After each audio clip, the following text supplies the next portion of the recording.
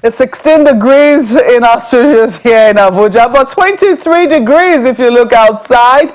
Good morning and welcome to your daily dose of sunshine, Sunrise Daily. I'm Maupe Ogun Yusuf. Well, it's right there in the middle of the month, even though this month is 31 days long. Good morning and welcome. I'm Ayo Makinde. Today is Armed Forces Remembrance Day, Maupe. Indeed it is, Ayo, and we're going to be starting showing you visuals from where activities are going to be taking place right here in the Federal Capital Territory. We're taking you to Nigeria's Eagle Square. Right opposite that Eagle Square, on that patch of green you see there, is the National Cenotaph, which is where the ceremonies and activities commemorating the Armed Forces Celebration and Remembrance Day, as it was so renamed in 2024, will be taking place. And hopefully much later we can join our correspondent, our State House correspondent, Larry Lasisi, who will be covering events there today to bring you up to speed with events taking place at the National Cenotaph. Wreaths will be laid there today, and if you know anything about the Federal Capital Territory, you do know that the Eagle Square is where important, very important state events take place, even though sometimes some other events, the field there can be hired for other events. But usually, very important state events take place at the National Eagle Square. On the other side, but the Cenotaph it's a whole part, but then you have a road, the Shehu Shagari Road, running through that field. As you can see it right there. That expressway you see right there is called the Shehu Shagari Way. You're not allowed to walk on the side where the Cenotaph is. If you're a pedestrian, you'll have to cross over to the side of the Eagle Square to be able to get across. So, bringing you visuals of this Cenotaph, the National Cenotaph, where events around the National Armed Forces Celebration and Remembrance Day will be taking place today, as well as in all the other 36 states of the Federation. But this is where to be happening at the FCT. Ayo.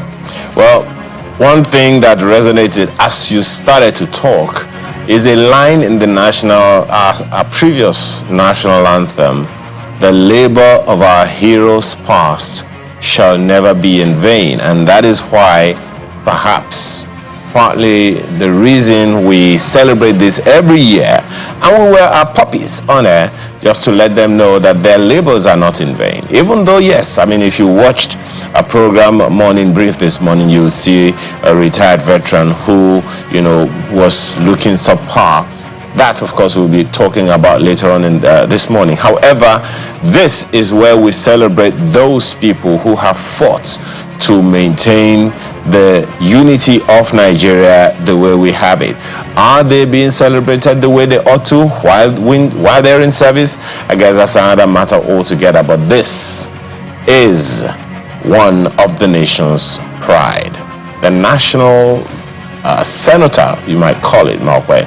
A beautiful place, as you can see, and it's like it's actually planned to be like this. Indeed it was. It was planned to be like this, Ayo, because you must know that the Federal Capital Territory as a city was built from scratch, designed to be a city, and these are some of the, I'm looking for the right words, architectural pieces that were designed as a part of the Federal Capital Territory. Absolutely. A little about our history and why we celebrate the Armed Forces Remembrance Day, for those who do not know. By the way, I think ours, even though it's designed to look somewhat like the poppy, is actually not called the poppy. When we used to have the poppy was when we celebrated perhaps with the rest of those who fought in World War I, and celebrated the Armed Forces Remembrance Day on November the 11th. But that has since been changed when Nigeria fought a very bitter, fratricidal civil war. And we moved it to the 15th of January in commemoration of when that instrument of surrender was given by Biafran troops to General Olusegun Obasanjo, who was then, I think was one of the leaders in the war at that time. And so from then on, I think is now used to celebrate and mark the unity of Nigeria, the fact that we have now remained one united entity. There have been, there's still wounds from the Civil War that are yet to heal. So if you go to the southeast of the country, there's still a lot of resentment. Don't forget that even trying to remember the IPOB, used to mark this day as a sit-at-home day, a protest of some sort. And people have said, look, perhaps, we all should find a way to integrate the celebrations that we have. Because those who were fighting that war, they fought because they were aggrieved. And now that we say we are one and we are brothers, regardless of whatever side of the divide they belong to, and we must always make sure that we do everything to integrate, the entire country. There were concerted efforts back in the day, in the time of General Gowon, when he declared no victor, no vanquished. But it does appear that some of the things which were put in place then have been let to slide. One of them is the National Youth Service Corps, which came in the aftermath of the Civil War to help Nigerian graduates understand the different parts of the country. But thankfully, it does appear that some things are now beginning to come back up. For instance, the president signing the Southeast Development Commission into an act, the bill into an act sometime mid last year. And those are the things that people are saying need to come up to help rebuild the infrastructure lost during the war in the southeast region of the country. But today will be a time for reflection. It will be a time for celebration, because we're celebrating those who are still serving in the armed forces and those who have left, and also to remember those who have paid the ultimate sacrifice, not just during the Biafran War, but also, now that Nigeria is still doing its best to remain one with all manner of threats, coming up against the country. So we continue to celebrate and remember those who are giving their lives each day to keep us safe in our country. And we hope to speak with a veteran much later in our conversation. But we are going to be moving on now to another issue. If you want to talk to us about what your thoughts are for this day, why it is, for instance, maybe you have not been able to get the emblem. This is the emblem, and when you get this, you support veterans of the Nigerian Army. You support them. That's what this is about. So whenever you see them, sadly, I only see them at the airports. You rarely get to see them in other places. In other countries, I know they're in the shops. Yeah, in many places where people can easily get access to them, supermarkets, and you can, pay something as little as 500 naira just to be able to get this to support members of the Nigerian Legion who are veterans of the Nigerian military, not just the army now, Nigerian military, people who have served in this country, trying to keep us one and trying to keep us safe. Ayo, do you have any more thing to add? Well, just to say that it's something we should all own. I am particularly touched about the issue you talked about when you mentioned the Southeast. And the Southeast of the 60s and 70s encompassed anything from the old Bendel states, which is now present-day Edo and Delta, and everything that is today south of Nigeria. That was the southeast of those days. And let's just remember that some people fought for us to remain one. And the labors of our heroes past, we must ensure that they are not in vain. And talking about the old southeast, Malpa, something happened in Rivers State, and I think it is worthy of note. And Charles Operum, our colleague, brought in a report about that. Can you hear me? Yes, I can hear you.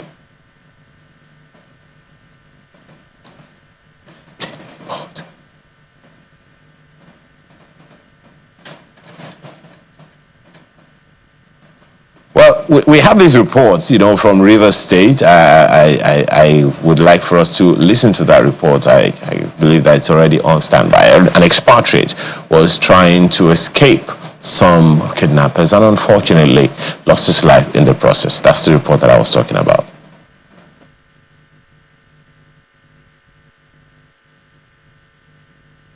is not ready.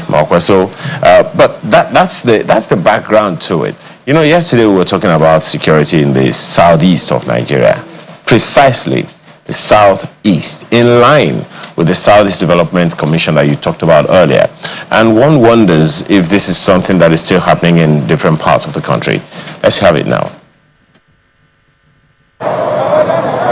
A crowd is gathered around the Aleto Bridge along the Eleme section of the East-West Road. They are watching with interest as divers search the water.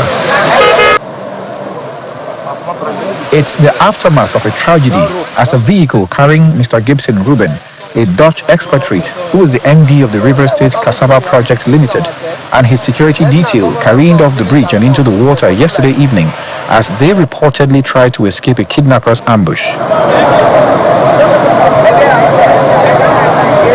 An eyewitness says he witnessed the incident. Yesterday, as I was coming, I carried 2 passengers from Akpajo. I get somewhere there, I heard a gunshot, I stopped by close of Ndroma. I told them, no, this may be a combat between police. I said, no, I moved down to the area. On the process of the experts, I find out those men, I can't name them, I don't see them, it was night.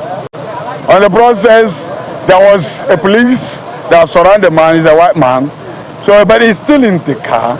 So on the process of the interview, and they were not like exchanging words, hey, this or that. Before you know it, they blew gun, and the motor fell inside here with their gunshots. Speaking to our correspondent, the council chairman, Brian Gokba, blames the federal government for the poor state of the road, which he says has caused an avoidable accident. This accident is avoidable, but because of the negligence of federal government on their part to fix the road. We are using this medium to call on the Federal Ministry of Works, the Minister of Works, David Omaye, to swing into actions. Most unfortunate thing here is that the victim is an expatriate. It's not going to speak well for our country and our states. You know, well, at this point, we are encouraging investors to come and invest in our states. Soon, a crane arrives and the search and rescue records some success as the remains of Mr. Gibson's body is recovered and taken away by the police. Though the Commissioner of Police declines to speak to the press, the command issues a statement saying the incident occurred on Monday, 13th January 2025 at about 20:30 hours at Aleto Eleme Bridge, where some gunmen ambushed Ruben's vehicle, causing it to lose control and veer into the river. Interestingly, the youth leader for Eleme has also issued a 14-day ultimatum to RCC, the company handling that section of the road, to return to site or risk facing the ire of the community youth. As of the time of filing this report, there has been no response from the Minister of Works, David Umahi. Charles Opurum, Channels Television News. Definitely something very, very troubling, and I'm not sure it is it's valid to be a good time. I'm not sure it's a good time for us to be pointing fingers now. One of the things that we also found out is that the bridge has remained a death trap because vandals removed its railings, and one is wondering how we are handling all of that, Maupe.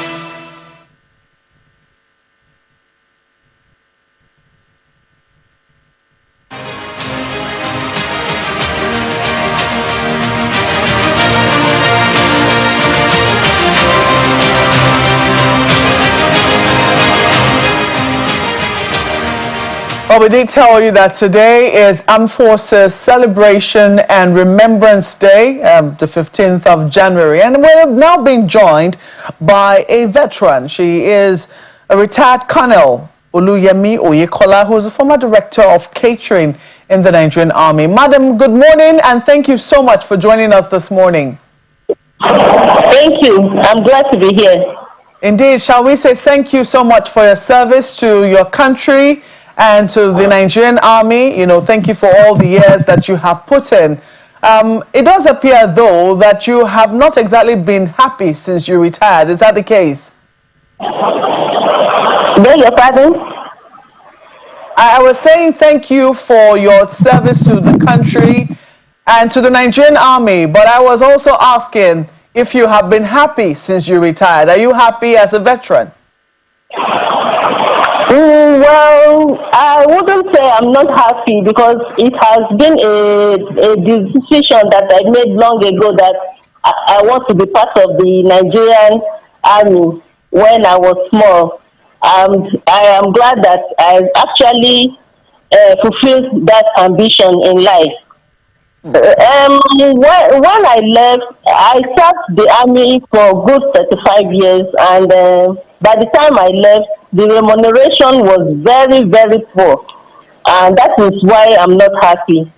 Besides, that's the reason why I'm not happy, because for us to have put in all our best years in the service and to be given such money at the end of the day, it's really, really, really ridiculous. And people at home will be asking, since when you left, is this all you can be proud of? That kind of a thing will make you to remain unhappy. That is just why I'm not happy. But rather, I'm happy that I serve my nation meritoriously. Thank you. How many years did you serve? Oh, you already told us you served 35 years. I wanted to know, when did you retire from the Nigerian Army? I retired 2017, roughly 8 years old or thereabouts. All right, ma'am. I just also want to know, it's very rare to find girls wanting to be, because you said you've always wanted to be a part of the Nigerian army since you were a little girl. I was wondering if there was anything that informed your wanting to join. Did you see other women in the Nigerian army, or did you see ladies in the Nigerian army that made you want to join? Or did you think this was something that you think women should be doing?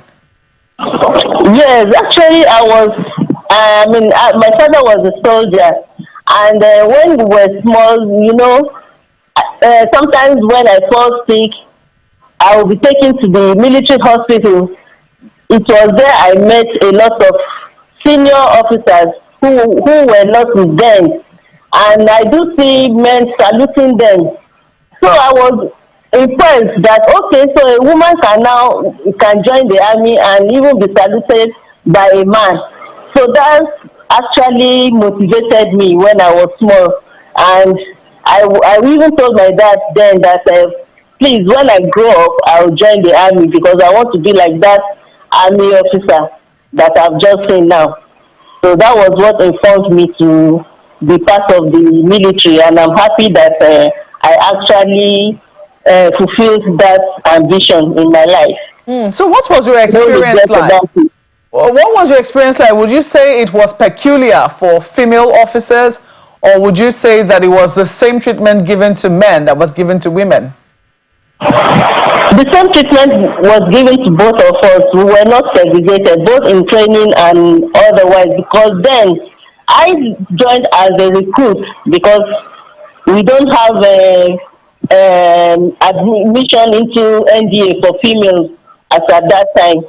So because of the ambition I had, I joined as a recruit. It was from there I grew from the ranks and became an officer. But instead of being in the nursing, I now changed my profession to be in the catering services, of which I did very well before retiring. Well, you have said that, so far so good. Let me just be very careful now. Did you enjoy your time while you served, or was it very challenging? Well, it was very challenging because, one, as a woman, there is little or nothing you can do in some of the decisions that are taken in the army. Most of our decisions are being taken by the men, of which we were just to be part of it and follow up because you cannot argue with your seniors. But as time goes on, things are beginning to open up for women, and some of our women, when they go up to that rank of generals, they started making impact for other women to follow up, and that has been the situation. I think now that we are out of there, things must have improved for the females that are there. But during our time, it was not rosy at all. It wasn't rosy. I can only imagine. Once again, we have to thank you so much for your service. But can you tell us what life has been since you retired? How has it been? Have you been able to get by? Were you given a decent gratuity and pension? What exactly has it been like? Well, like I told you, for us to have put, like during our time, the remuneration was really poor, and it made me unhappy. And to start from there, it's not always easy. Like I went into trade services, and I wanted to take a place in a shopping mall, and they were asking me to bring 30 million to buy a shop. So I was like, where will I get 30 million to buy a shop? Whereas my counterparts that have been in business were just throwing out this money like that, and they bought their own apartment, whereas I would now have to go to the management to put it up for me on rent, that I'll be paying the rent till when I'm able to meet up with the 30 million naira they requested for. So things are not equal for us when we get out of the service in order to work with, to continue from where we started from. So it's not always easy because the trend outside is high, and we couldn't really meet up. So all along since 2008, you wouldn't believe that I've not been able to meet up with the 30 million they asked me to bring for the shop, and we are just managing there to make ends meet. And even if not for the housing scheme, some of us wouldn't have a house today. Like me, I don't have a house. So many things like that a lot of us are facing right there outside, that we are not really happy. More so when some of our colleagues came out and they were given a higher remuneration, that just a year after, like, I got out. It was so annoying. If not for some of our veterans that are now fighting, coming out to do protests and all those stuff, that was why we were able to even get some of our benefits. And even up to now, some of them are still hanging. So we don't even know where to go. We are just appealing now that probably the president will look into the matter. The first lady has tried her best. She gave money to old veterans, but some of us did not even get it because of the kind of, I don't understand anyway, but some did. So we don't even know those who benefited. So it was not open. So that was why we couldn't even say, actually, we are happy with at the moment. So when things are open, I'm a little curious. What are the entitlements? Because it is very sad and, very disheartening to see, that veterans like yourself who have put in 35 years, some even more, meritorious service into the Nigerian army, will come out and you still have to wait till eternity for your entitlements. What are the entitlements of an officer? I know that it will be different from that of a soldier. Can you put us through some of the entitlements, what has been paid and what hasn't? The entitlements are gratuity, of which we were paid. But like some of we are even lucky, our own remuneration was even better than some of our colleagues who are of the same rank with me that retired like about 10 years ago, like about 20 years ago. You understand? Mm-hmm. So those were the things that we are fighting for. Then there was this security department allowance. Those that are coming out now were given the bulkier money to start with, which is even better. But some those of us that during that time that the SDA was not approved, we did not benefit from it. But because of all these protests, we were getting it in stipends. But if we can get it in bulk, it will be better for us to at least continue life with it. A lot of us have medical issues and so on and so forth. Some of us even still have children in the school that we are sponsoring. So these are the commitments that we all have that are ongoing, that the government should look at our situation, even including the other ranks as well. I'm sure I'm speaking for both ranks because we were all trained together, and all of us should enjoy, the benefit of our labor at the end of the day, so that we will all be happy at our older age. Because right now we are retired but not tired. We are still trying to make ends meet, and it is better for you to help us now and celebrate us now that we are alive. We thank God that we are even alive to talk. A lot of us has gone, to the grave. We are not getting. We are even sad that they couldn't make it to come back and reunite with their families. But at the same time, we thank God that even some benefits were being granted to their families as well. But it's not enough to cater for the family they left behind. So if they could look into all these matters and help us, because while in the military, we were covered by the four walls of the barracks. We don't even know what is going on in the civil. So a lot of backwardness, a lot of setback, a lot of things, because we were just facing the military job. We were not after anything. Well, we were not even thinking that we will go home one day and retire. It's just military work all the way. So if we could be compensated better than this, it will be better, especially for the older ones that have left the service ever before now.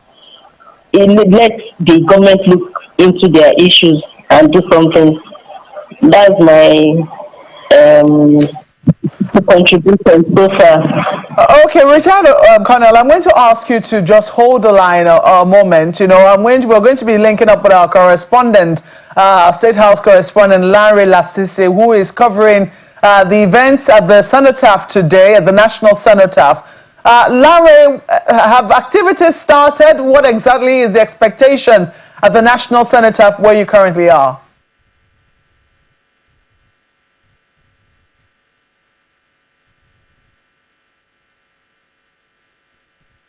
Appear that we're having some challenges with Larry, but as soon as he is set, we certainly will be going to our correspondent Larry Lasisi, who is at the National Cenotaph covering activities for us there today. But ma'am, let me come back to you. You were talking about what needs to be done, to keep you happy. And I heard a part where you said that some of your members are ill. I wanted to find out if they're still allowed to use the military hospital. Are they entitled to still use the military hospital, or do they have to now pay when they finally leave service? Yes, we are all entitled to use the military hospital because we have this NHIS. But there's little or nothing the NHIS can offer when it gets to a complication like you have to go through surgery that will cost a lot of money, like somebody having surgery for glaucoma and all those stuff, So, and when it comes to that, there's little or nothing the NHIS can do. So you have to cough out the money from your purse.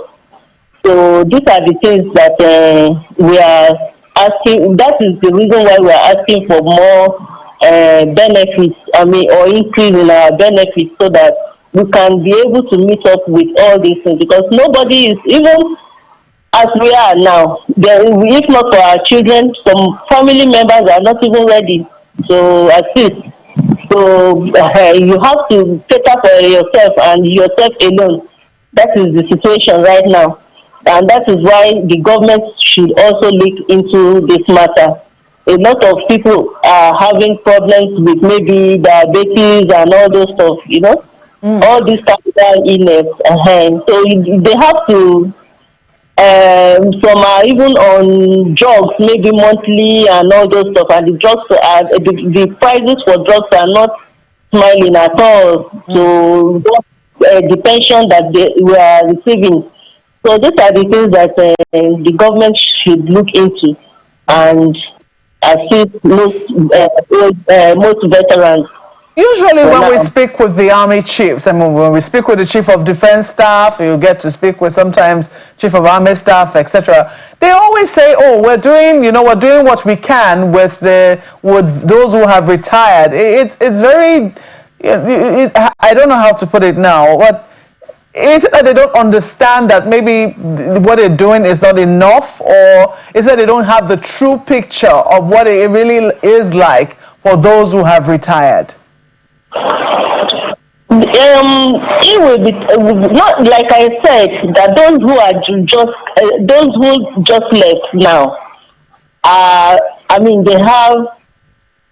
I mean, their remuneration is a bit better than those of us that left earlier. That was why I said, if anything should be looked into, it should be for those that have retired earlier, like say 20, 30 years ago. We even have some veterans that have retired 40, 50 years ago. So that we did not even meet them in the army.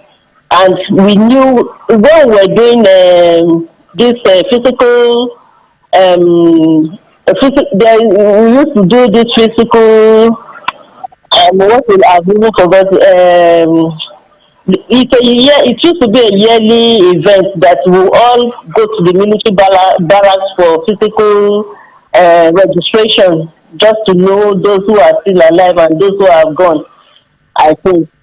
I attended once. When I saw some of the old veterans, in fact, I was almost in tears.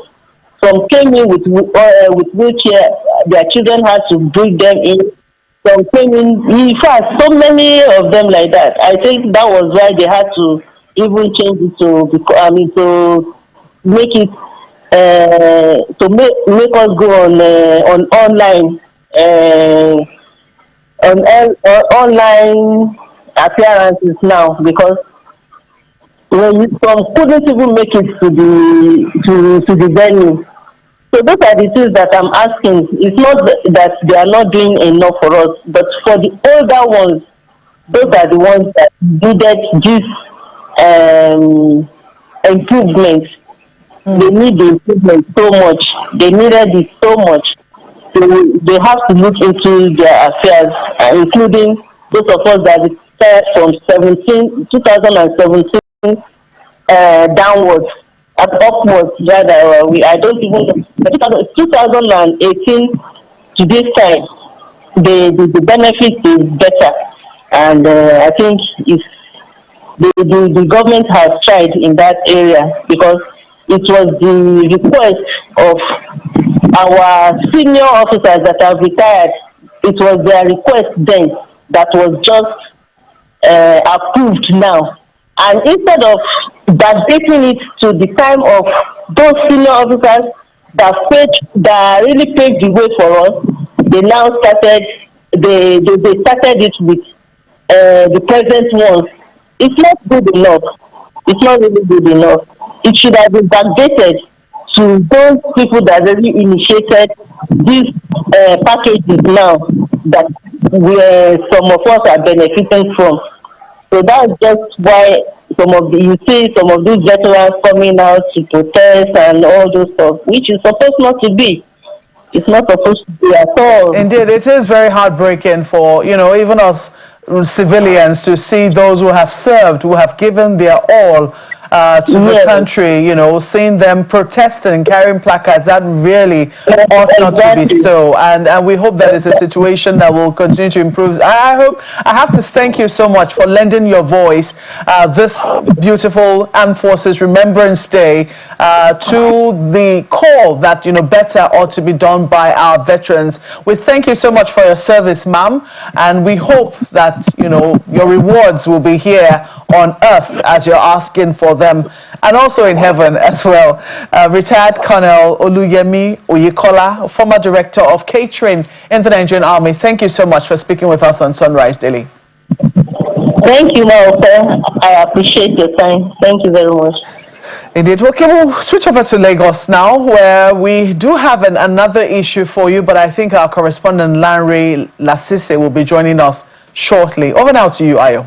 Well, thank you. Let's quickly check if is Lanre Lasise ready, because the question you asked him, just so we take this all in one breath, is quite instructive.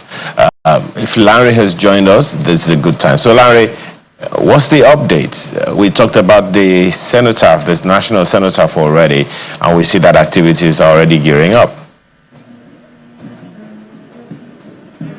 Well, yes, a lot of activities here, and I can tell you it's a place of color, a place of different activities. They're present here right now, ministers, members of cabinet, senior military officers, members of the diplomatic corps. We also have some of the widows. As you know, this event is primarily to celebrate heroes of the armed forces who have paid the ultimate sacrifice for this country. And this is a tradition and a ceremony that is observed unfailingly every year. We have some of the widows of these heroes here with us. We have members of the Nigeria Army wives and all the other armed forces, wives of the other armed forces associations also represented here. We have the chairman and members of the Nigerian Legion and here. And as I said earlier, it's a place of color.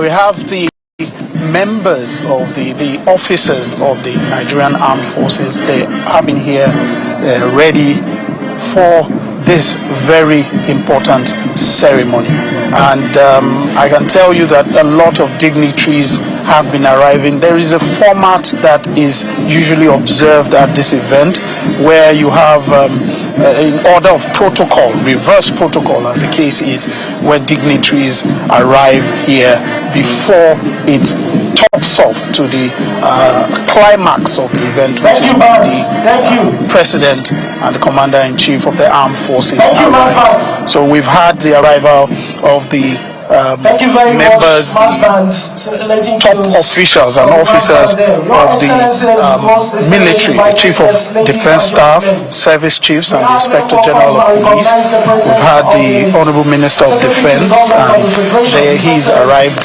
with the Minister of State.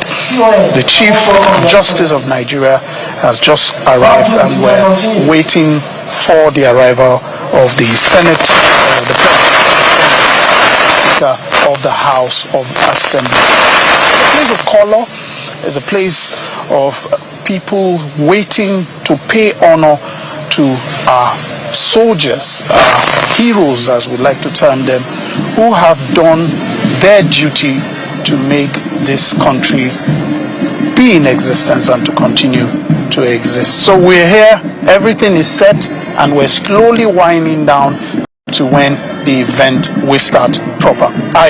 Well, thank you so much for that update, Larry, and there are so many other questions to ask you, but I'm pretty sure that some of them will be in the report that you'll be giving us later on in the day. Thank you so much, Larry.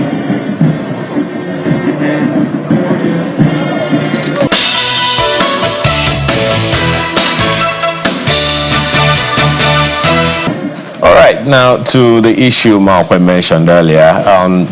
January 13th, that's just 2 days ago, the Mudashiru Obasa administration in the State House of Assembly as Speaker came to an end when he was impeached by his fellow lawmakers over allegations of gross misconduct, abuse of office, financial misappropriation, and an almost endless list. Let's have conversations around that this morning with Mr. Tunde Bankantini, who is an APC member. Thank you so much for joining us this morning, Mr. Obasa. Beg your pardon, Mr. Bankantini. Thank you so much for joining us this morning.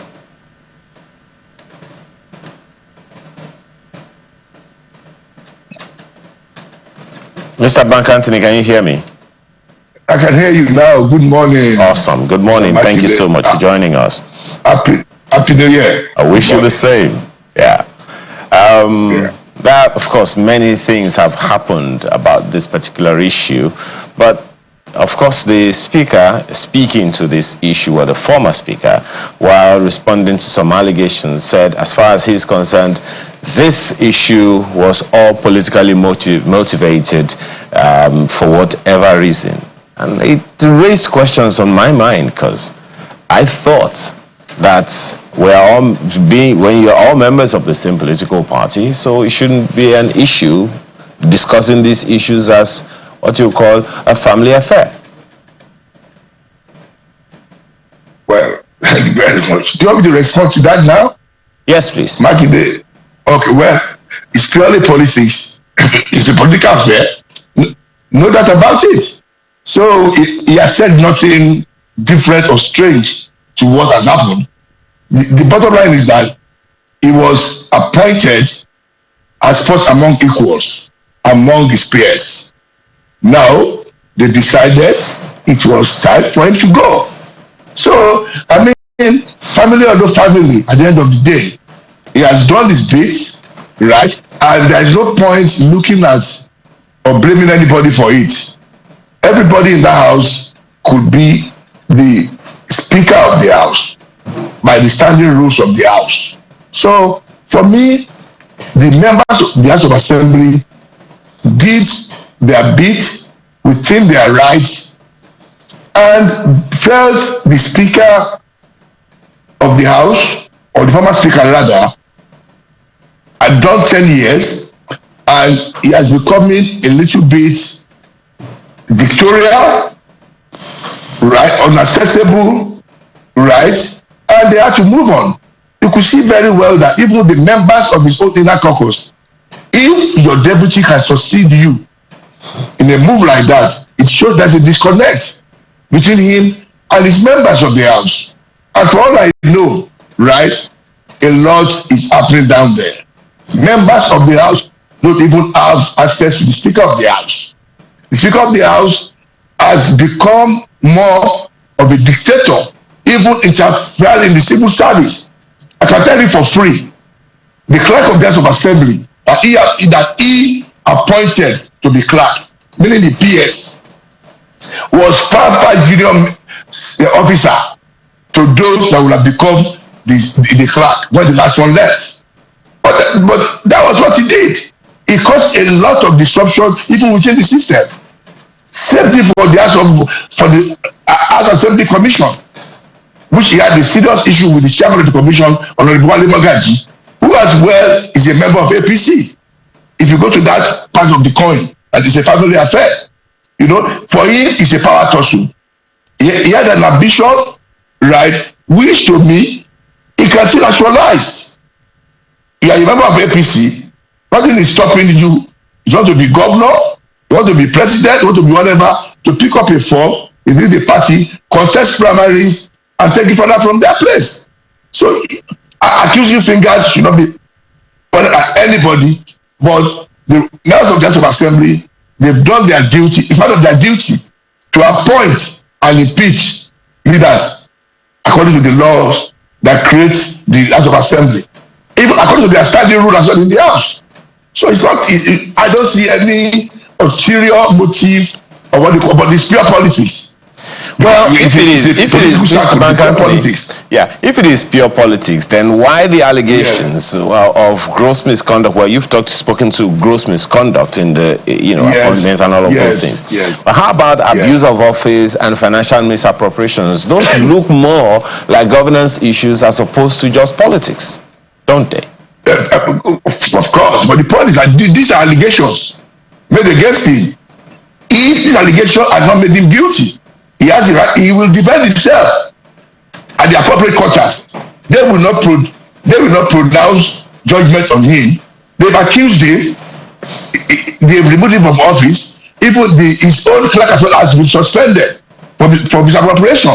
So it's for them to prove that against him, for the necessary organizations to step in and prove if he was really guilty of misappropriation or not. So those are the allegations.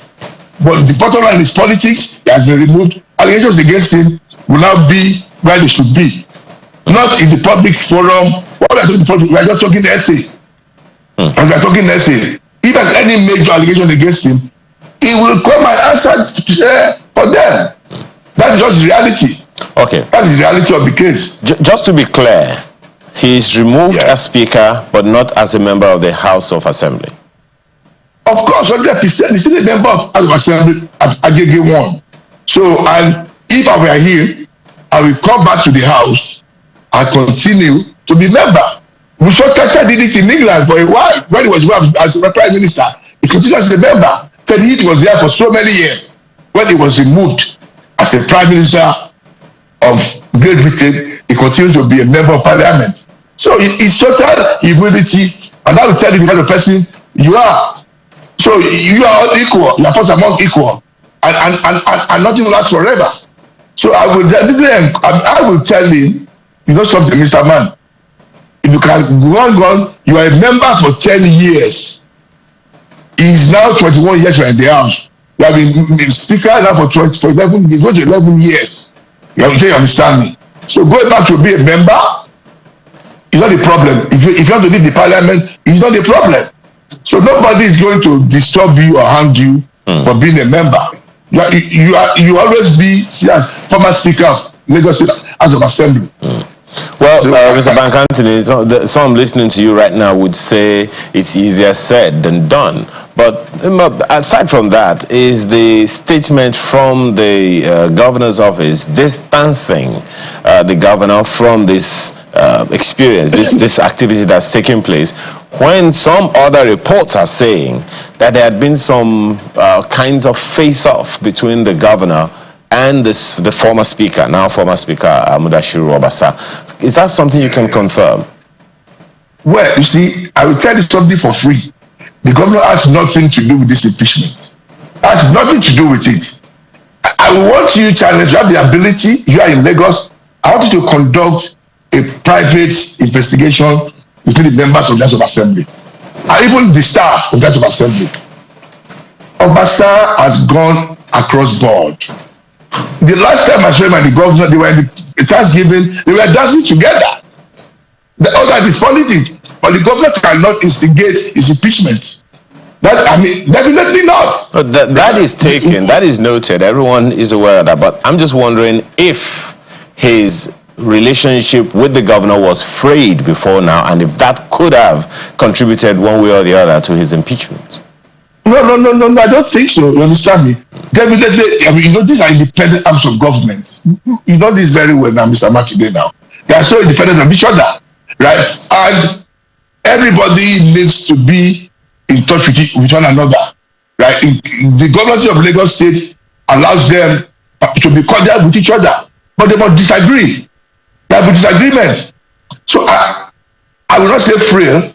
After almost 6 years of working together, so I would not assume that the governor priority will be to remove. At the end of the day, the budget Mr. Bankantini, that's arguable because in quite a number of states in Nigeria, everyone says that the governor has the State House of Assembly in his pocket. But just a quick one to let our viewers know that they will be transiting to the Eagle Square now, for those of us on DSTV, transiting to the Eagle Square for the Armed Forces Celebration and Remembrance Day activity that is ongoing right now. But for the others on other platforms, you remain here with us.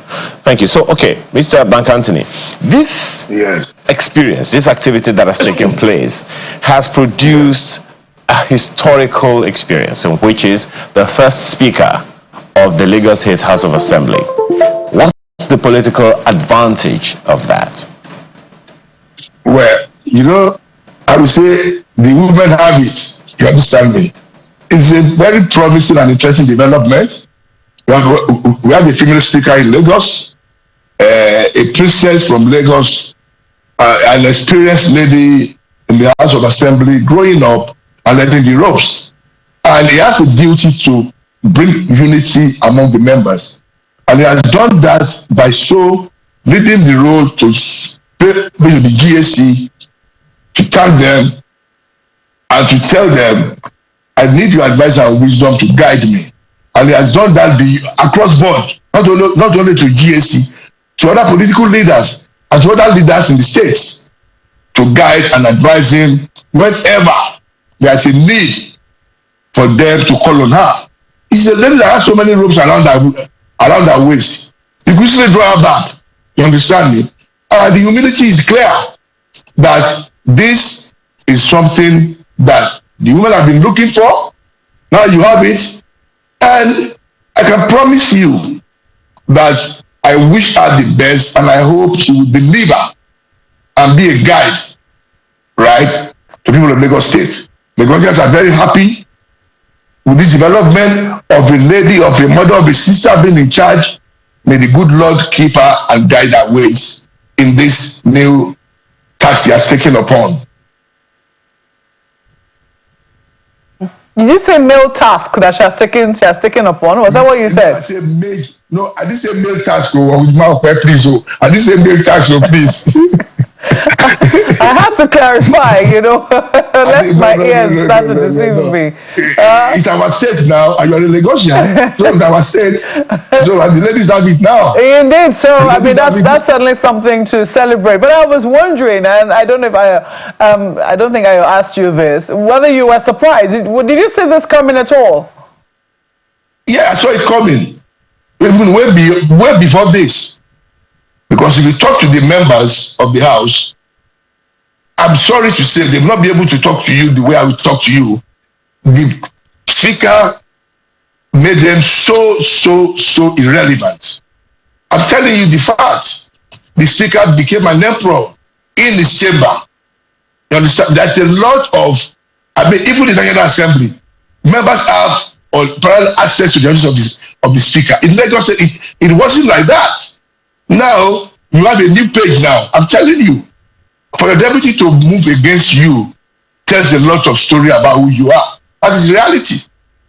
Mr. Speaker Obasa became very dictatorial, even to his members. That I can tell you. And that you can do independently to find out. So the tendency for a long time, House cannot sit if Obasa is not in town. I'm telling you, even if he's running late, the House dare not sit. That is the truth. Go and find out. That is the truth. I mean, it would delay the affairs of the state until it gets to the assembly for the debate to start. So it's not something that is strange to people in the political class. It's something that, when will this happen? And finally, why did they allow it to happen for so long? I mean, if Speaker, we were just supposed to be first among equals, and I noticed that his hat, his cap, always had #1 on it. That was number one. Yes. I wonder how that is now going to play out when he's now a member of the floor. But if he had become as dictatorial as they say he had become, and he served for 10 years. 10 years is a really long time to have served. At what point did they begin to realize that this was not the sort of speaker that they want? And why did they keep him for so long? Ayo said something in his opening statement that the family thing is a family thing, right? And the fact that it's a family thing, you keep hoping that the family will always come around to be family. But this is a guy who has another ambition, right? And in every way, he was trying to become a maximum, not only member of the House, a maximum ruler in Lagos State, interfering with local politics, local government politics, even the Assembly Commission, even the civil service as well. We'll find out the current clerk that's been suspended was much junior officer as he made the PS of the Assembly. That is the truth. So from what we gather now, it will seem that this is good riddance. Of course, I can say that it's a good riddance. I can say that openly. I can say that to be sincere. And he knows that it's called. I mean, look at what he did to the governor. I mean, look at what he did to the. He knew on a day like that, party leaders should be there. Traditional rulers should be there as well. But he kept them for hours. You understand me? And after the end of the day, he came out giving them lecture of why he thinks he can be governor of Lagos State. Is that the purpose of the meeting on that day? Of course not. A man, you are totally lost target, totally out of it, totally out of it. Like you said, maybe he will send his number 1 cap to number 40 now, but because there are 40 number members in the house, because it will be so probably separated from them. If he has the guts to come back to the house and sit as a member of the house, I hope he does that, but I doubt it. No, you know, the APC in Lagos has not exactly been one. Yeah, they try to say they're one family, but we do know that within the APC in Lagos, there are groups, there are factions, so to speak, those who support this and don't support that, you know, or don't support this person versus that person. Are you saying that this has nothing to do or will not affect the current configurations? It does appear that all the different parts of the family are speaking with one voice with the removal of the former speaker. Is that correct? That is very correct. That is very correct. That is very correct. And I see the people that worked with him on his overseas trip to travel and join the other colleagues in the house. Because few members went with him on his tour to America. I see them coming back and join their colleagues in the house. So how do you see matters? How do you see the political settings changing? Will there be any effect whatsoever on the political landscape in Lagos? Well, I mean, I know the former speaker has his machinery for wanting to be governor. I think he has the ability, the capability to keep on nurturing them if he wants to. That's the only thing that will change for him. But for this current speaker, she has no such ambition that will distract her from the focus of doing the job of the assembly. But for him now, he can probably spend more time as Honorable Obasa, who wants to be governor, to start spending and politicking on his ambition. That's all that will matter. Nothing more will change with regards to that. Everybody knows, and he said it himself clearly on the floor of the house. You understand me? Although in the same breath, he said that wasn't the point. But he made it very clear, and he was not too small or not too capable of becoming governor of Lagos State, having been Speaker of Lagos State Assembly. But I will ask him something clearly. How many of such we knew when he came into 2003? What was his qualification? Who was he there? I mean, so all these things are things he has to battle himself now. I hope this does not retire him from politics, because he had done so well. But he's the oldest serving member of the House of Assembly. Maybe that's the reason why he behaved like a dead master to them, to the members. He's been there for 21 years now. 2003, he became a member. So you expect something more mature accommodating from somebody like that. But he did not display those qualities as a leader in any way whatsoever to his members, to his colleague. Like you said, it's always just folks among equals. But he forgot that entirely, totally. And what they did the right thing by telling Mr. Speaker, please move out of the way for us, and let's move forward. Let's be more focused with a leader who has no other ambition but Assembly of Lagos State to be more progressive. That's it. Well, I doubt very strongly that we've heard the last on this particular issue, you know, because we haven't even heard the reaction of the removed speaker himself. But, you know, eventually when we do, I'm sure we will also keep tabs with you. We have to thank you so much for speaking with us this morning, Mr. Tunde Bank Anthony, on this developing story, I'd like to call it, of the removal of this former speaker of the Lagos State House of Assembly. Thank you for speaking with us. Thank you so much, Mark. Have a great day. Thank you. Well, just to let our viewers know that the events at the National Cenotaph are yet to begin. As soon as they start, we will be going over to our correspondent, Larry Lasisi, to keep us updated with events at the National Cenotaph here in Abuja. But in the meantime, it's 10 o'clock and it's time to hand you over to Ini John Mekwa, who will be bringing you business today on Sunrise Daily. Over now to you, Ini.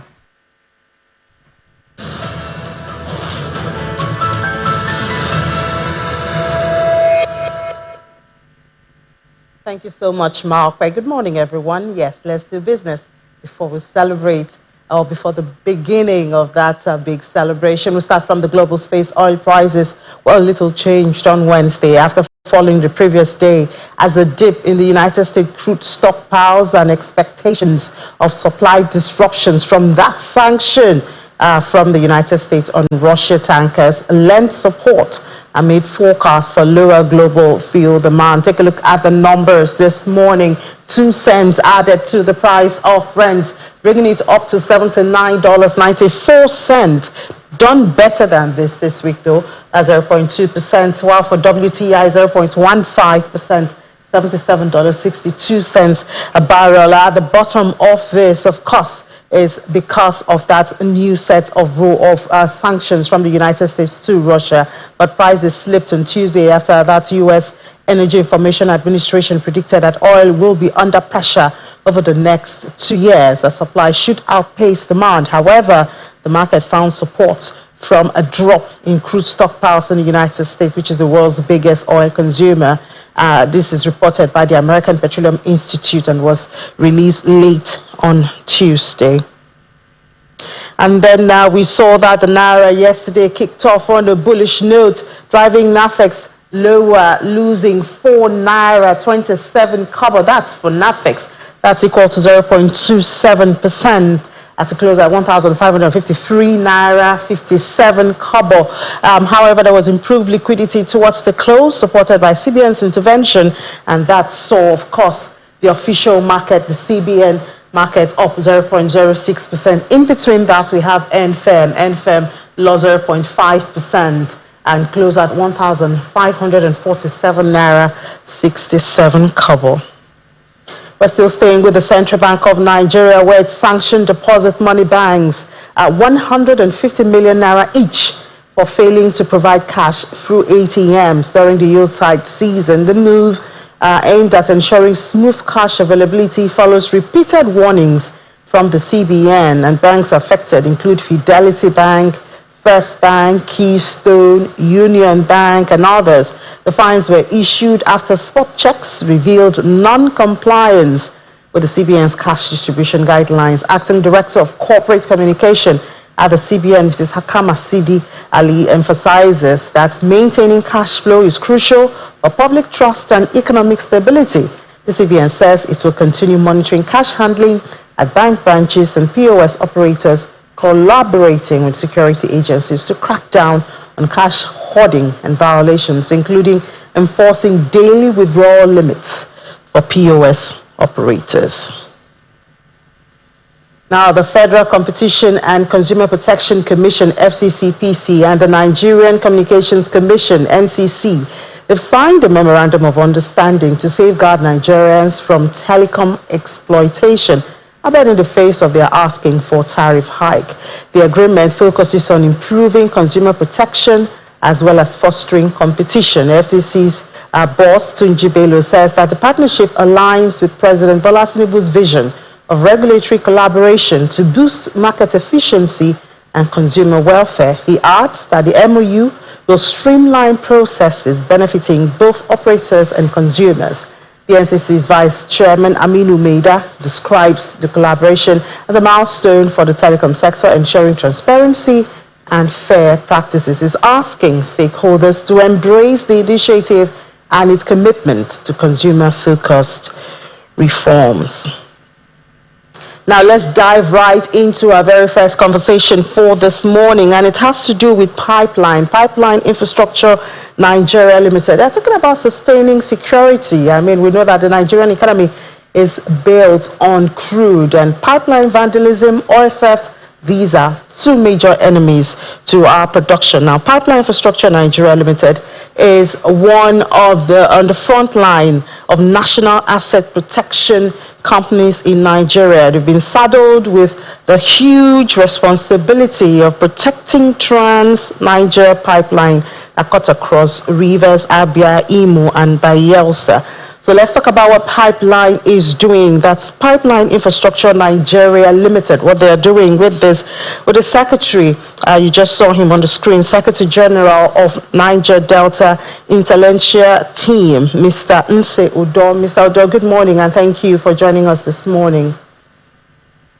Good morning to you. It's a pleasure being here. So it's no longer news that pipeline vandalism is a major problem for us here in the country.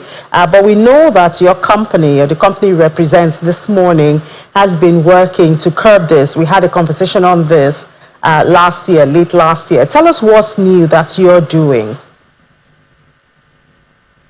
I am not from Pipeline Infrastructure. I don't speak for them. I don't hold brief for them.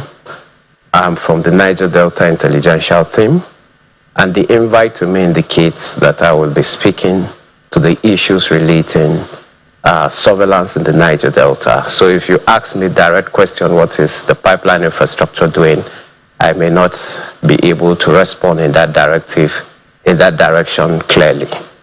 Okay, so but can you tell us if you think Nigeria is on the right track to win the war against pipeline vandalism? Yes. I can say categorically that in the last few months and about a year now, there seems to be a major watershed in the approach and strategy of getting the issues of pipeline vandalism being curtailed and improving oil production, which is evidence in the statistical availability to everyone. But when you say winning the war, I think it's rather right to say the battle has been won. Though I'm not a military personnel, but I know that today is the Armed Forces Remembrance Day. So when you say the war has been won against pipeline vandalism, that means everything has been brought totally down. But I think there's a significant reduction in issues relating to vandalism, significant reduction in issues relating to incidences, and that is evidence in the number of reports we see on screen, and also evidence in how much thick smoke we see in the skies of our community. And I think that there's a major watershed in the pipeline surveillance related issues, because it seems that of late there's a large-scale expansion in community inclusivity in how these issues are being managed. And I think that inclusivity of our communities have resulted in what we now have as a significant reduction in the incidences of pipeline vandalism. But I think that the battle has been won, but we have to sustain it so that it could become a war won. In sustaining it, what strategy do you think should be maybe accelerated or emboldened? Is it the CSR or is it more of the armed part of the war? The armed part of the war has proven not to be effective. That is evidence in all the other paradigm approach that has been engaged. It's because the armed engagement did not work. That was why amnesty came. It's because the armed engagement did not work. That is why the ideology of a surveillance company integrating the communities to become part and parcel of the surveillance process. I think the armed strategy will not work because it did not work before and cannot work now. What I think can work is a deliberate convergence, a deliberate strategy or innovative policy direction by the companies shouldered with the responsibility of protecting pipelines within the Niger Delta, and specifically, like you were trying to mention today, PNL. PNL is strategic, specifically on the Trans-Niger pipeline. What I think they should do to sustain this is to expand the community engagement structure that they have. That's one. Then two, The seemingly CRS, that's a community corporate social responsibility introduction that has become a little bit very, very significant, unlike what was before, should be capitalized on and then reach out more, because the whole truth is that the issues leading to pipeline vandalism or any other action within the Niger Delta that has negatively impacted the environment, oil production, and the revenue of the Republic has been as a consequence of the failure of proper integration of the people, and then an organized mistrust from us as the people with those who are major players in the oil sector.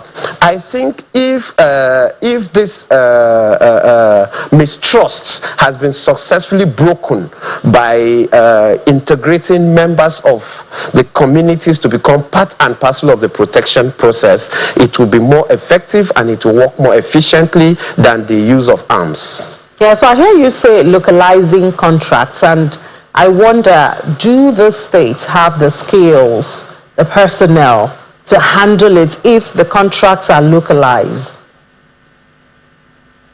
It is currently being localized because the companies that are providing surveillance services and pipeline protection are local companies. They are mostly pan-Niger Delta companies. We are aware of it being pan-Niger Delta. But when you say localizing to the level of discussing whether each state should be responsible for its pipeline protection and surveillance, for now I would think that it will be a disservice to us, because in secondary school mathematics they will tell you that we should find the bearing of point A to B.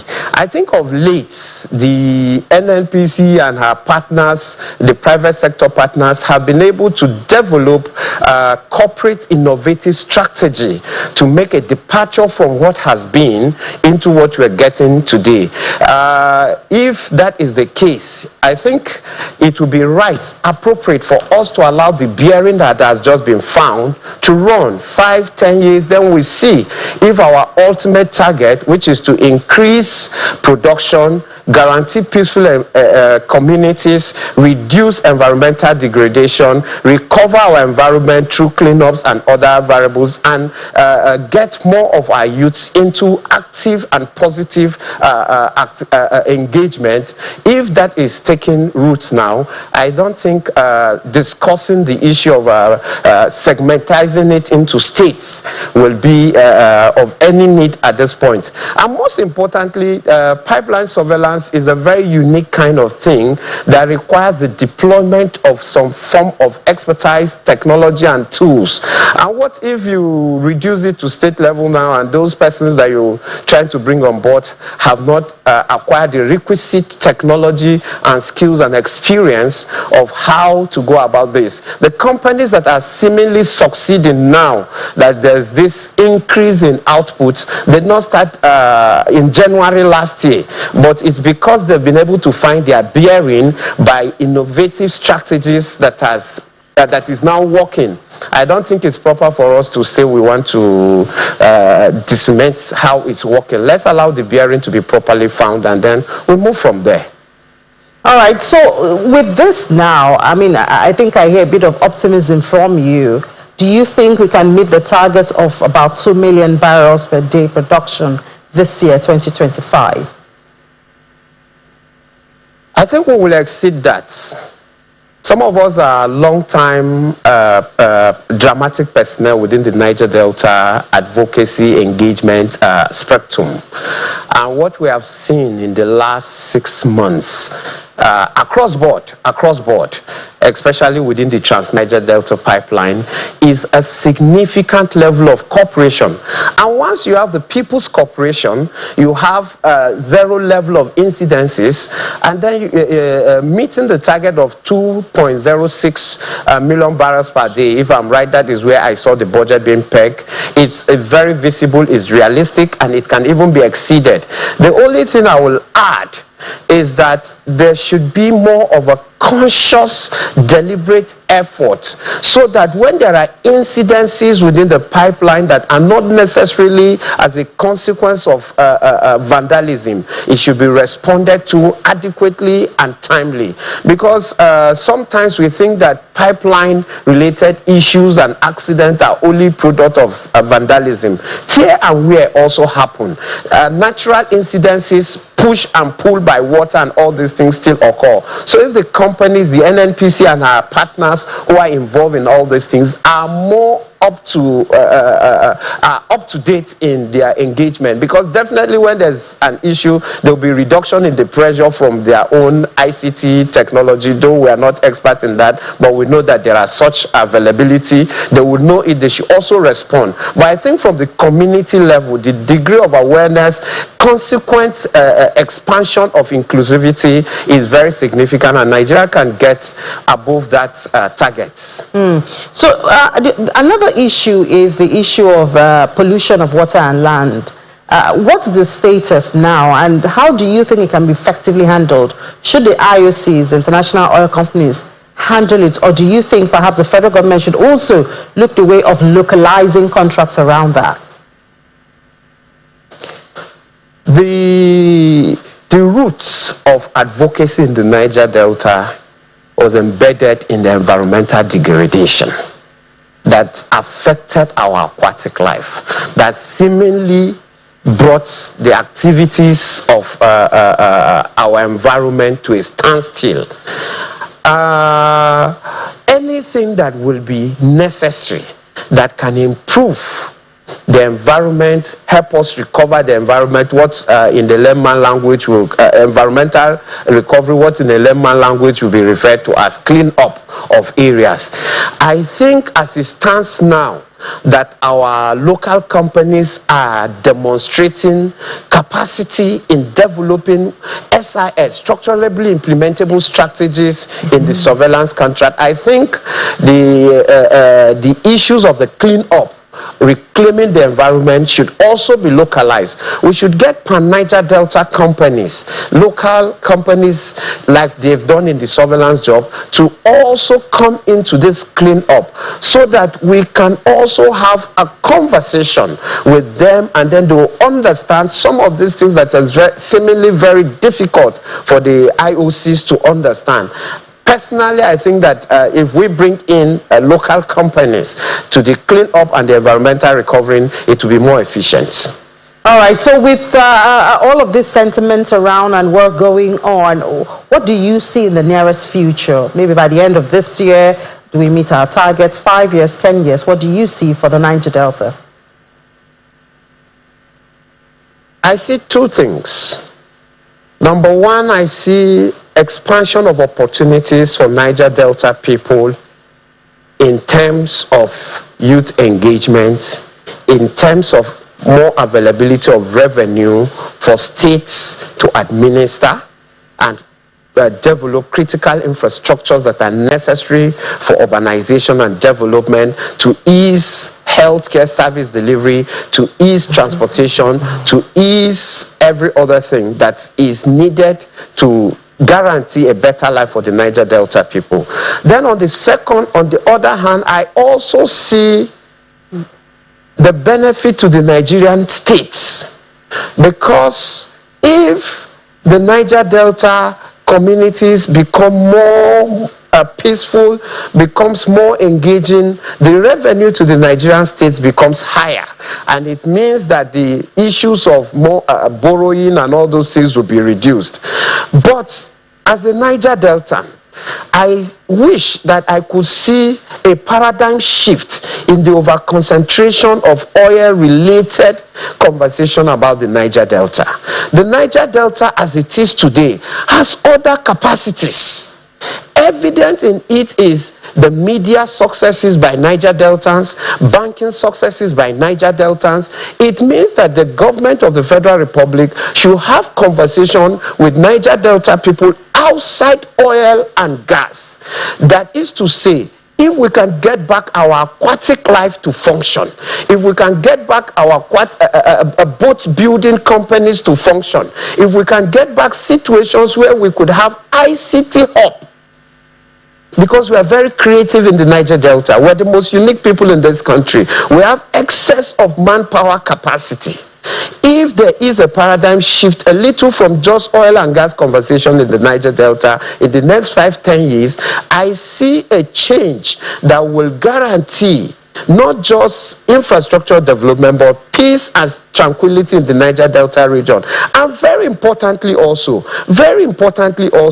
with this increase in production and all the other variables that are becoming stable, I wish to see that in the next 5-10 years, the Niger Delta waterways will become one of the decent waterways in at least in Africa, because as it stands today, when you move from Ibro down to Ondo, all the waterways seemingly are so messed up. In other climates, in Liverpool and Netherlands and other places where waterways transportation and waterways life exist, they don't live in the kind of shanties, dirty and shambles we live in. I see a future where with this stability, this successful collaboration to help Niger Delta stabilize will guarantee that these waterways will be cleaned up, and then we will have a more decent life for ourselves and for our children and for the generation unborn. All right, thank you so much, Secretary General of Niger Delta Intelligentsia Team, Mr. Nse Udo, for your views this morning. Thank you. Well, away from oil and gas is feeding. Yesterday, the Minister of Agriculture did have a meeting, but I'm afraid we may not be able to take that. But I can just tell you that he's assuring Nigerians that the federal government is committed to increasing food production to address food shortage and food inflation in the country. The minister outlined some of the recent developments in the sector. I mean, you saw that in our report end of the year. Yesterday he said this in Abuja. The Minister of Agriculture is our friend, long distance friend, I must add, because he has refused to come on our program, but he's still our friend because we must eat in Nigeria. Well, closely related to that, we're going to be talking about food business with Engineer Pascal Okeke. He's the founder and Chief Executive Officer of Restaurants Booming Firm, to tell us how all that's happening in the country is affecting that firm. Let's continue this conversation on other platforms and channels, television, discussing restaurant business and what has been happening. Economic headwinds we've seen, are we recovering? Is that sector or that industry also recovering? I was speaking to Engineer Pascal Okeke. Engineer Okeke, good morning. And engineer, talking about food business. Good morning. Good morning. So tell us how much impact the headwinds we've seen in the country has affected restaurant business in the country.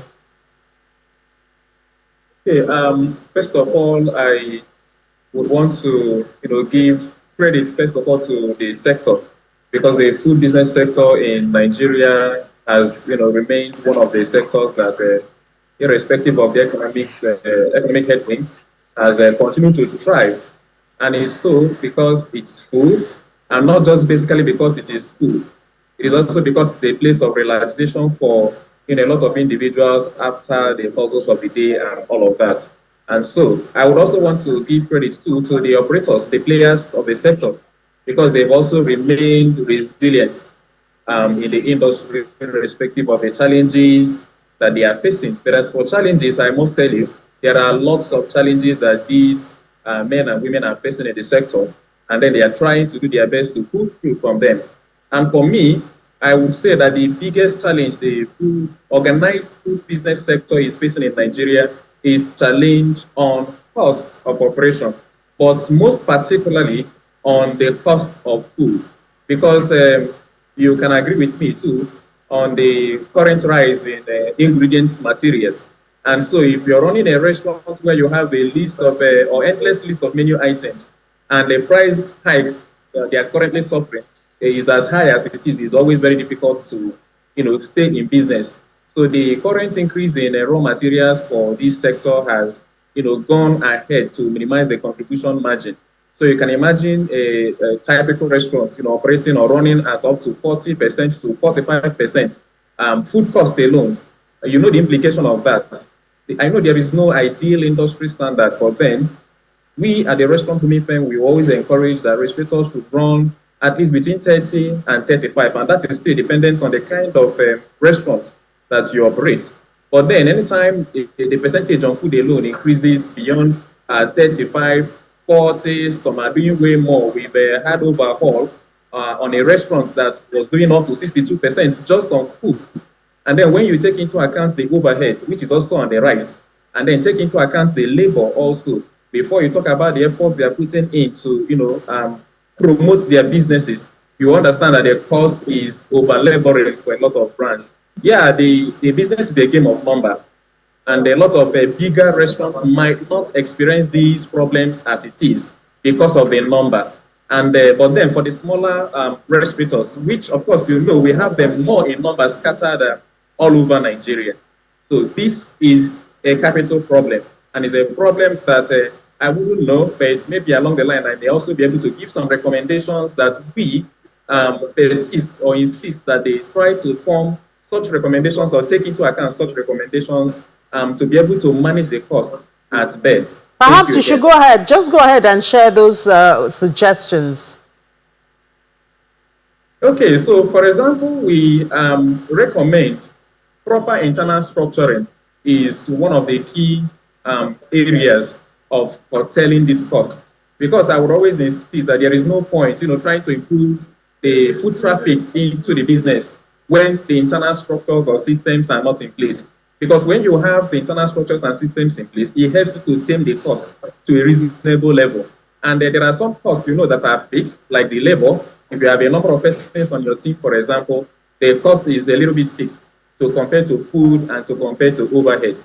So when the structure internally is well put in place, it helps you to keep the cost at 10, so that anytime you now put in some efforts to increase the foot traffic, you'll be able to see the effects in the business, and you can tap into leveraging on the game of number that this business is thriving on.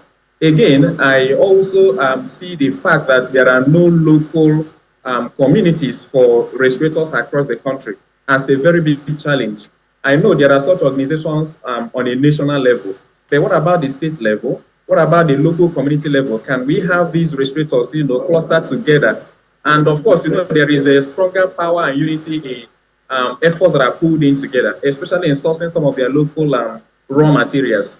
So if we have such clusters in local communities, at local government levels, at state levels, and then you talk about the national level, it will definitely assist, especially the small players in the industry or in the sector rather, to be able to access some of their raw materials at a better price rate, to be able to manage their costs and also see something, no matter how small it is, in their contribution margin. So do you think again, that of course, we are also making efforts in that regard as a restaurant booming firm, trying to cluster such community. We've been able to build over 3,000 of that, and we are supporting the communities, as much as we can. But then more needs to be done across the country. So do you think that perhaps that would also eliminate the third-party thing? So the restaurant, for instance, can have a direct interaction or transaction with the farmers, and that might reduce the cost of the food crops? Of course, my company recently did an analysis on the impact of purchasing directly from vendors and purchasing directly from the farmers. And we did this analysis with an item, an ingredient that is as little as the egg supply. And so when we did the analysis, you notice that they lose a lot of money from buying from vendors. I'm not trying to, distort anybody's business, but it's always better off that ingredients are sourced directly from the source. And this is one thing that these local communities that I'm suggesting and trying to champion with the restaurant booming firm. All right, Engineer Pascal. It will help to cut down on cost. All right, Engineer Pascal, thank you for that. Obviously, removing the middleman or middlemen would help. I guess we'll have to continue this conversation on another day. Engineer Pascal Okeke is founder and Chief Executive Officer of Restaurants Booming Firm. Thank you for sharing those tips with us this morning. Thank you again. Thank you very much. So I'll get off your way now, hand you back to the Sunrise Daily Studio. But Ladi Williams will be here at 1 p.m. as well as Aniti Edet. They'll be taking you around the world of business in 55 minutes. I'm Ini John Mekwa. Enjoy the rest of your day.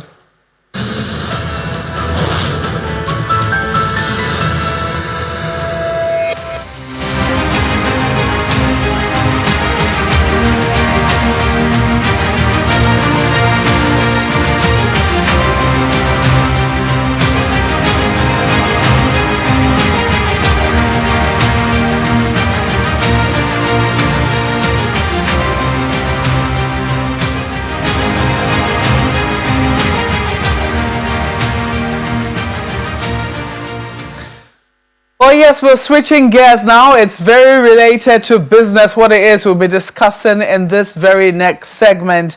We're joined now by two guests via Zoom, Chibike Good News and Mr. Shola Adekonye. Mr. Chibike Good News is the CEO, that's Chief Executive Officer of Do Change Digital. I do hope I'm pronouncing that company name correctly. And Mr. Shola Adekonye is the CEO, Open Innovation Access. And in this next segment, we're talking about the digital ecosystem and how it is we can catalyze growth through technology. Gentlemen, thank you so much for joining us on Sunrise early this morning. Yeah, thanks for having us. One of the things that we're still trying to come to terms with, that's to take in the full effect of what has happened, is Dirty December. I'm sure that you might have heard that term, especially for Mr. Adekonye, who lives in California.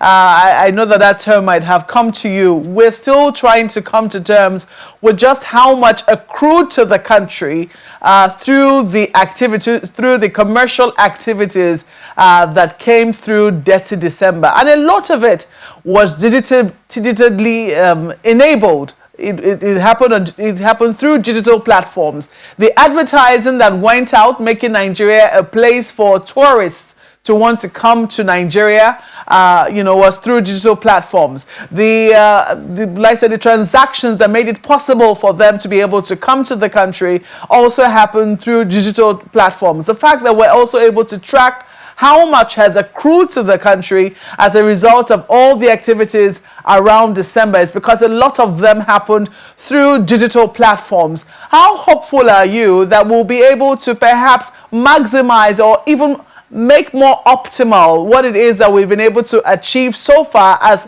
optimized through Dirty December, through our digital platforms, make it even bigger in 2025? Let me start with you, Mr. Adekonye. Well, I mean, well, first of all, thanks for having me. I am very hopeful because definitely technology is paramount to our economic growth. I'm also very hopeful because we do have government officials and leaders who are supporting this effort as well. We see effort coming from the Ministry of Innovation and Digital Economy, and then also the Ministry of Creative Economy as well. So I'm very hopeful that we would see more and more advancement and contribution from both economies, digital economy and also the creative economy, contributing largely to the overall Nigerian economy. One thing I must say though, which is a bit concerning, is that we somehow see technology as an end product in itself, which is a wrong way of thinking about it. The creative economy in itself is the ultimate resource and ultimate contributor to the economy. If you look at the U.S. economy, the creative economy contributes about 50% to the U.S. economy by itself. But what we are starting to see in Nigeria is a start. We see policies being implemented and being implemented by some of these ministries, which is a good start. But we can't end there and then see technology in itself as an end product. We have to see technology. We have to change our perception. Technology is an enabler, enabling that creative economy to be able to, really unleash itself, because human creativity is inexhaustible.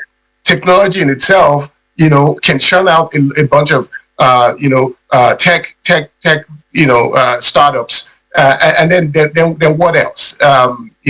We saw a lot of enabling in Dirty December, which invited a lot of people. But then, what else were people able to do other than gather socially and just have fun?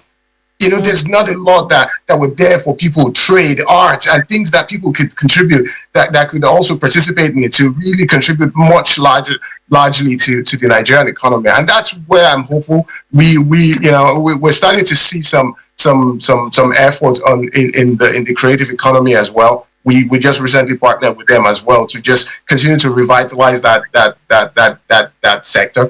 But we are hopeful that if these two ministries or two areas continue to grow and continue to enhance and create that enabling environment for Nigerians, we would see much more growth and contribution to the Nigerian economy from these two areas. Well, Mr. Good News is here in Nigeria with us. I do not know whether you saw, because Mr. Adekoye just said that it does appear that we see it more as an end in itself. Do you think that that's really how Nigerians see it, or would you say we're embracing it more and more? We are realizing that it is truly an enabler, given what it has been able to do, especially through what we saw during Dirty December?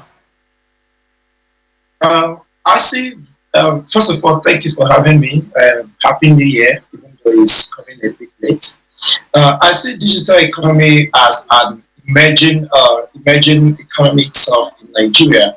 It's also coming from the fact that Nigeria has a huge population and we have very huge entrepreneurial drive, and a lot of things are happening digitally. And then we have a fantastic diaspora community, which Nigerians that have gone outside are probably doing well, and a very strong culture that makes sure that everyone that has gone out of Nigeria somehow has a root here and will always come back.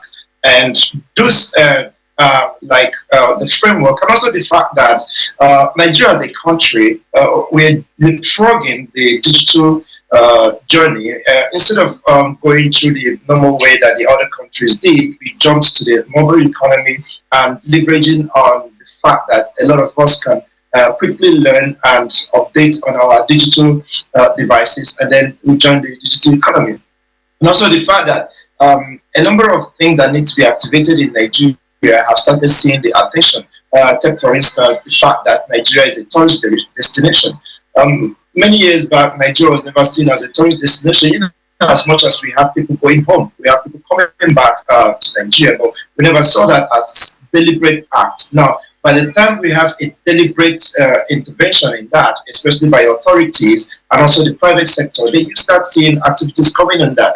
Now, the fact that we had this in 2024, it ignited something that by 2025, we're going to see a mad rush. Then, if we can capitalize on that and put a lot of mechanisms in place, we'll see a lot of inflow of human beings, inflow of funds, inflow of a whole lot of things, and that's a huge economic addition to whatever to the economy of Nigeria.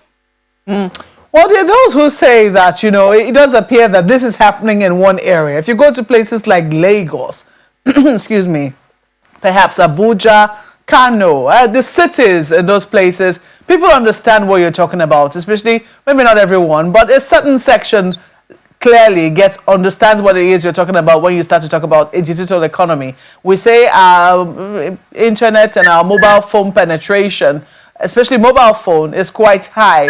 However, we still know that there are disparities and that it is unequal in many other places. So I was wondering how you think we can ensure equitable access, how we can get everybody along. No one is left behind, be they in rural areas, be they in urban areas, that everybody is carried along with this tide that seems to be sweeping the country. I don't want to say sweeping us away, but is carrying on in many urban centers of the country.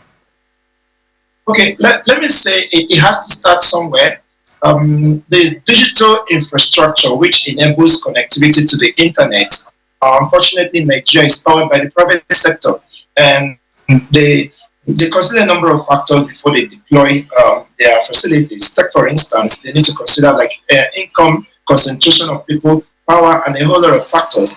And you see, that's why you see cities like Lagos, Port Harcourt, Abuja, and a few cities seeing that. But I see that there's no country that achieved everything uniform in a single blow. It all moved from one stage to the other. And you see that the 5G in Nigeria is just a number of cities that is available, but it's spreading.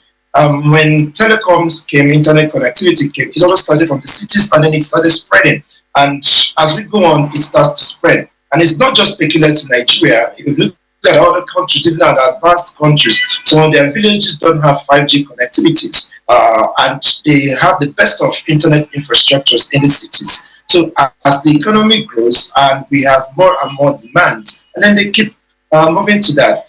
I also have information that the telcos are also mapping out cheaper and more affordable ways to spread the internet connectivity. So a lot more people in rural areas will begin to get connected, and with the coming of maybe Starlink, making it more easier, and then the fiber networks also making it easier for people in rural communities to connect. But a key factor for people in rural communities is purchasing power, because it's not just the internet connectivity that is there. It's also the fact that you need a smartphone, and on a smartphone right now, it's not looking at the FX issues and other factors. Smartphone is not really available for everybody. You see more of feature phones in those areas, but in the cities, you see more of smartphones. So that's why you see more of the digital activities will be happening on the cities, but it will keep spreading, and a lot of people will now get in, and we will be growing in the economy. We have over 150 million people on the internet out of 220 million. And out of that, we still have a lot more to do. Even in the 150 million that are on mobile phones, internet connectivity is just about 70 million. So there's still a lot to do, and it's still spreading. And as that infrastructure is spreading, more people are joining, and the prices of phones are also going to get cheaper. The more people will join the digital economy. All right, I'm sure my colleague Ayo has questions for you in Lagos. Over out to you, Ayo. Thank you, Malkwe. Let me begin with Mr. Adekoye. For me, one issue that I've always talked about is how we handle data. Number one is that of data harmonization, where we can pull data for anything we need from one central pool within the country and not have them in, scattered all over the place. The other issue is that of data domestication, where we store as much data as we can in country. Of course, we know that Nigeria's data infrastructure is still very much evolving, with limited local data centers in comparison to developing economies. How much of a challenge is that for you, Mr. Adekoye, as we maximize our digital economy in Nigeria? Yes, I'm mute. Can you hear me? Mr. Adekoye, can you hear me? Yes. Okay. Do you get my question? Sorry, you were on mute. I didn't hear the question at all. Okay. So you can hear me well now? Yes. Okay. Awesome. So one challenge that I've always had is that of two issues: data centralization and data domestication. Data centralization, in that rather than have them all scattered all over the place, we have them in one central pool where we can pull them out at any single time. The other is that of data domestication. Of course, you understand what that means, especially at a time when our nation's digital infrastructure is still evolving, and very limited local data centers in comparison to developing countries. As we try to maximize our digital economy in Nigeria, how much of a challenge do you see that being? I think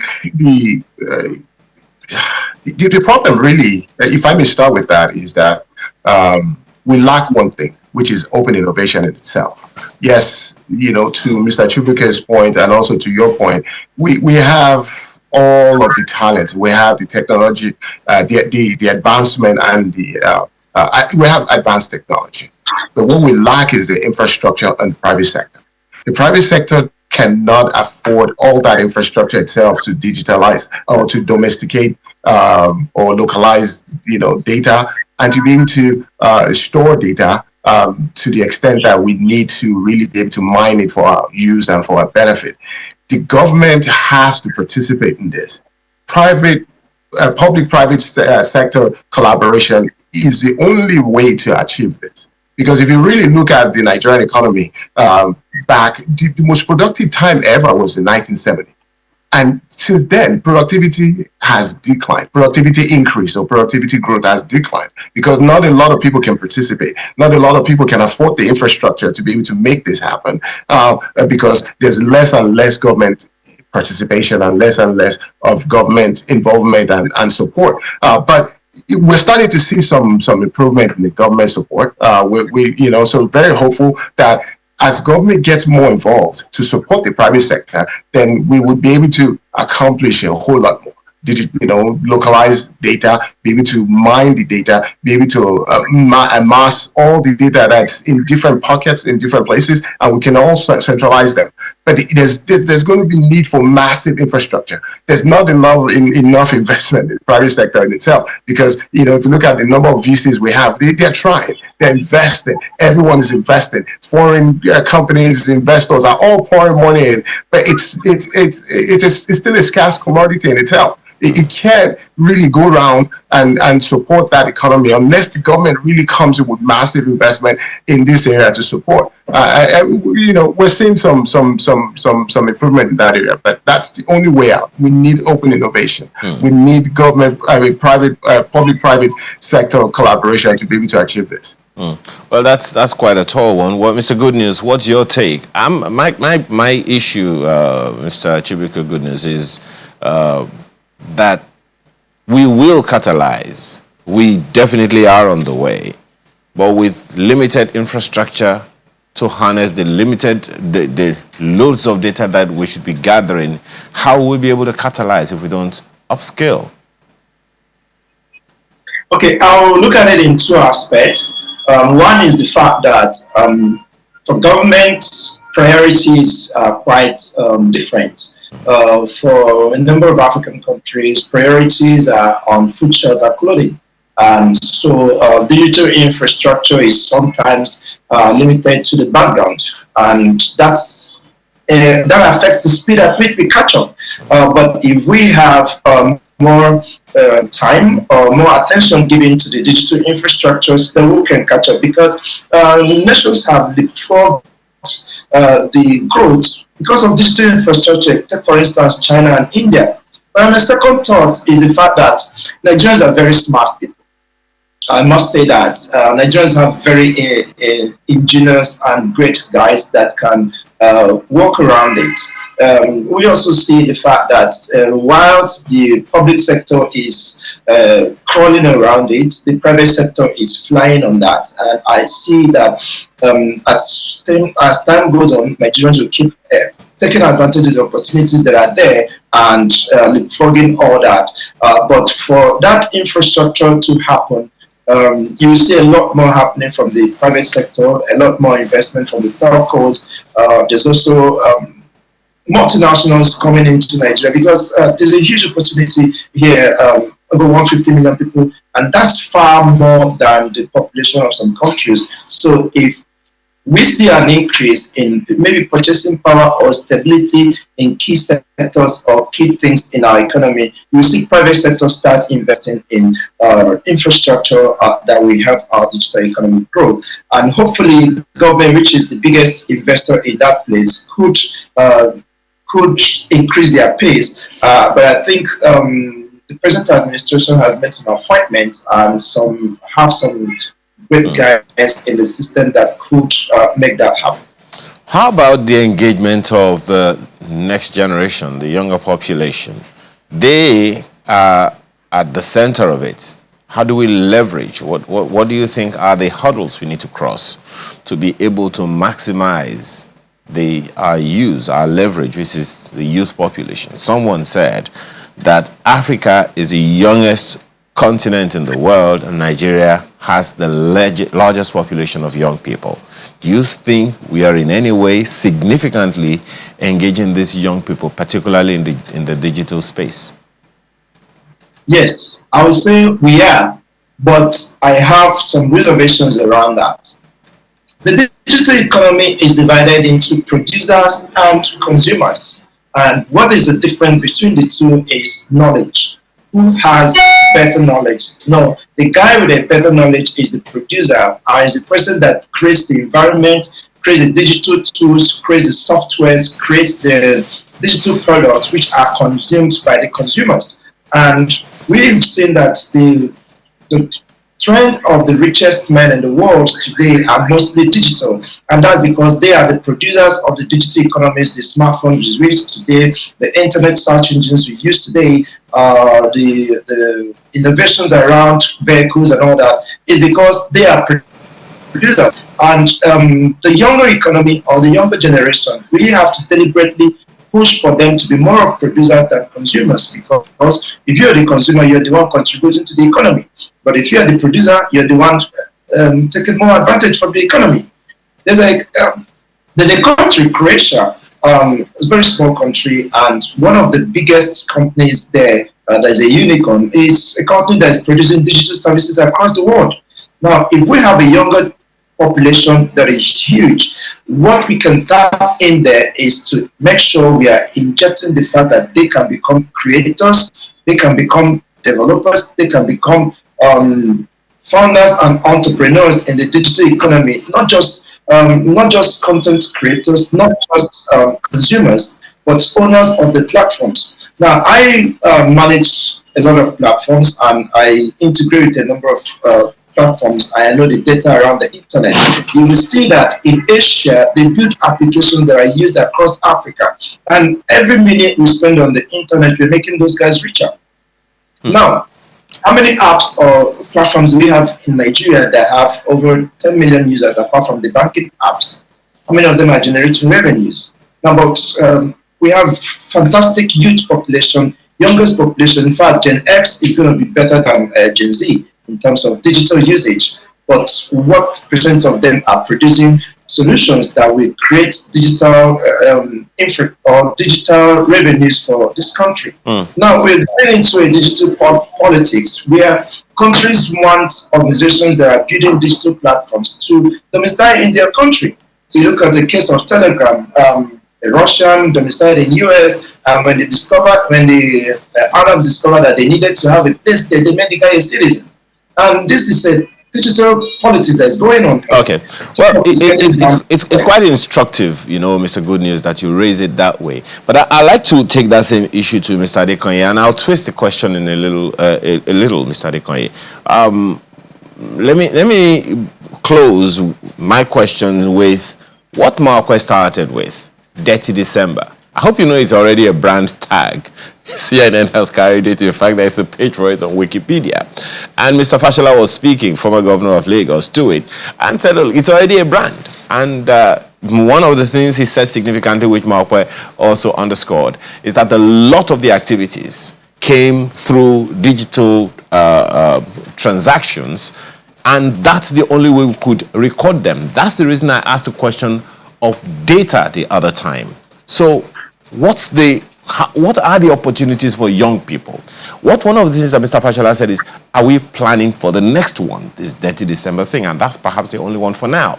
Others will come up, you know, we're very ingenious like that. How do we create opportunities for young people in this digital space so that when the opportunities arise, they are ready?